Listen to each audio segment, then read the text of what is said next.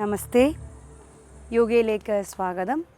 ഇന്ന് നമ്മൾ ചെയ്യാൻ പോകുന്നത് യോഗ ഫോർ ഹെൽത്തി ബോൺസ്.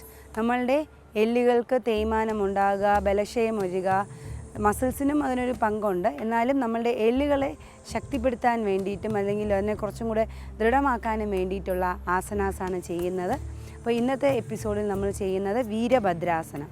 വീരഭദ്രാസനം എങ്ങനെയാണ് ചെയ്യുന്നത് നമുക്ക് നോക്കാം.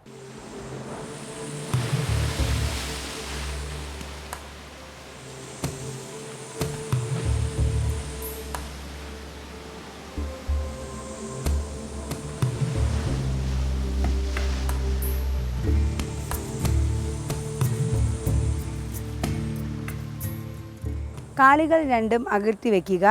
ഏകദേശം 2-3 അടി അകൽച്ചയിൽ വയ്ക്കണം. ഇനി വളരെ സാവധാനത്തിൽ ഏത് വശത്തേക്കാണോ നമ്മൾ ചരിയുന്നത് ആ സൈഡിലുള്ള കാല് 90 ഡിഗ്രിയിലോട്ട് ടിൽറ്റ് ചെയ്യണം. കാലിൻ്റെ പാദം ഇപ്പോൾ ഞാൻ ഇടത്തെ പാദം 90 ഡിഗ്രി ടിൽറ്റ് ചെയ്തു.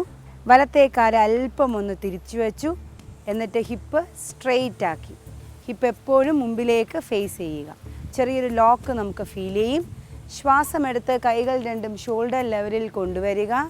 ഇനി തല പതുക്കെ നിങ്ങളുടെ ഇടത്തെ വശത്തോട്ട് തിരിച്ച് ശ്വാസം പുറത്തേക്ക് വിട്ടുകൊണ്ട് പകുതി ജസ്റ്റ് ഒന്ന് ബെൻഡ് ചെയ്യുക. നിങ്ങളുടെ ഇടത്തെ മുട്ട് മെയിൻറ്റെയിൻ വിത്ത് നോർമൽ ബ്രീത്തിങ്.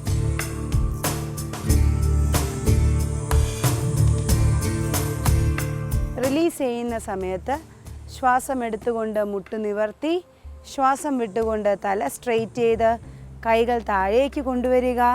ഇടത്തെ കാല് സ്ട്രെയിറ്റ് ആക്കുക. ഇതേപോലെ നമ്മളുടെ അടുത്ത വശവും വലത്തെ കാല് 90 ഡിഗ്രി, ഇടത്തെ കാല് അല്പം ഒന്ന് ടിൽറ്റ് ചെയ്ത് ഹിപ്പ് സ്ട്രെയിറ്റ് ആക്കി. ഇൻഹേൽ ചെയ്തു, എക്സേൽ, ഹെഡ് ട്വിസ്റ്റ് ചെയ്തു, റിലീസ്.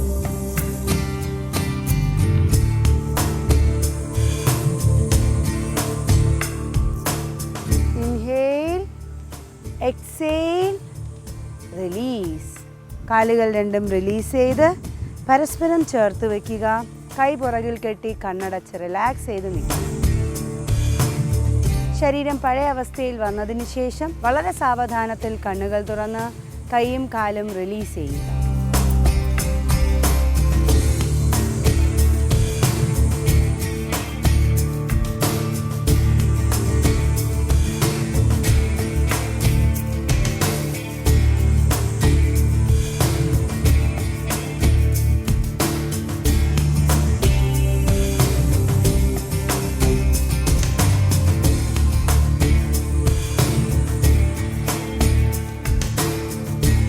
ഇപ്പോൾ നമ്മൾ ചെയ്തത് വീരഭദ്രാസനം വേരിയേഷൻ 1. പല രീതിയിൽ നമുക്ക് ചെയ്യാം. ഇതിൻ്റെ തുടക്കം മാത്രമാണ്. പക്ഷേ ഈ ആസനയുടെ ഗുണം എന്ന് പറയുന്നത് നമ്മളുടെ മസിൽസ്, മെയിനായിട്ടുള്ള മസിൽസ്, തൈ muscles, calf muscle and pelvic muscle, ഈ 3 മസിൽസിനെ റെഗുലേറ്റ് ചെയ്യുന്നു.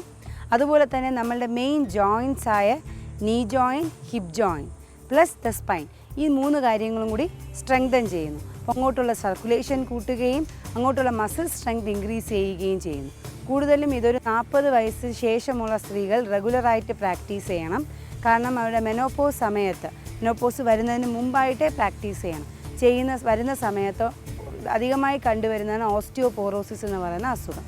അപ്പോൾ ആ അസുഖം നമുക്ക് മാറ്റാനായിട്ട് അല്ലെങ്കിൽ ആ അസുഖത്തിൻ്റെ കാഠിന്യം കുറയ്ക്കാനായിട്ട് ഈ ഒരു ആസനയ്ക്ക് സാധിക്കും. അപ്പോൾ എല്ലാവരും റെഗുലറായിട്ട് പ്രാക്ടീസ് ചെയ്യുക വീരഭദ്രാസനം. നമസ്തേ.